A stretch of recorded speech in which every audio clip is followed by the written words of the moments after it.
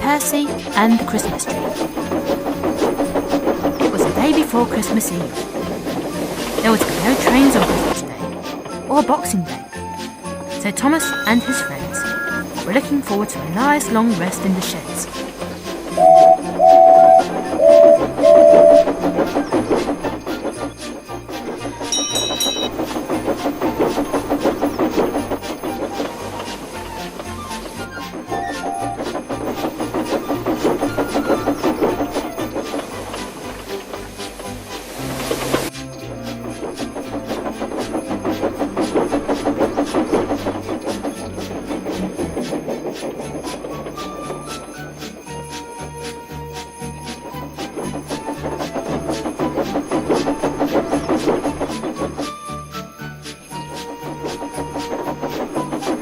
It had been cold and misty all day.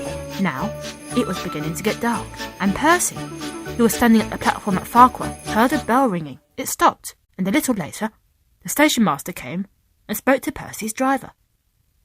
"You know the plantation at Hackenbeck?" he asked. The driver nodded. "The plantation lorry has broken down. They just loaded it with Christmas trees at Tidmouth Market for tomorrow. One of the axles is broken, and they can't fix it in time." The driver scratched his head, thinking, "What do you suggest, then? That Percy takes some trucks for the stranded trees, and then goes on to Tidmouth with them?" "Bother," wheezed Percy. "I was looking forward to resting in my nice warm shed." "I'm sorry, Percy," said the station master.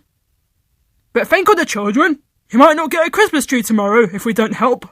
Percy knew he was right, and went to find some empty trucks and the guardsman to help load the trees. It was dark when they set off, and because the last train of the day had run, the lights at Hackenbeck had been put out.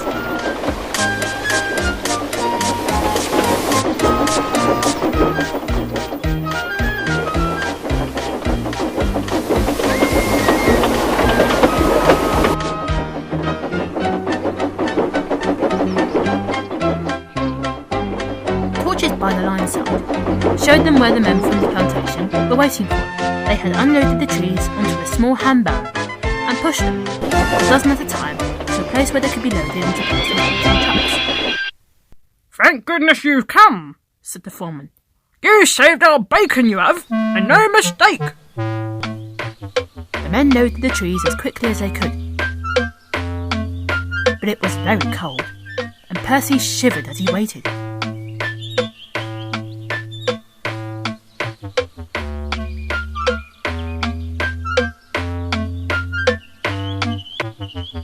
At last, they were ready, and Percy was able to puff away down the valley with his trucks full of Christmas trees. He clattered importantly through the junction under clear signals,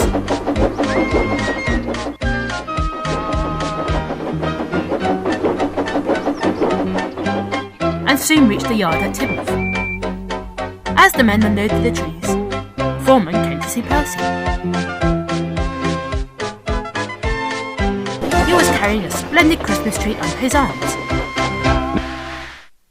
"The lads and I thought you might like to have this tree in your shed over Christmas, Percy." "Oh, yes, please, sir," said Percy excitedly. "Thank you very much." "I don't know what we would have done without your help tonight, and I'll write to the Fat Controller to say thank you for all your hard work. Thank you for all your hard work, and a very Merry Christmas to all of you." Percy puffed home that night, feeling proud. He had missed his last lunch, but it had felt good to help out.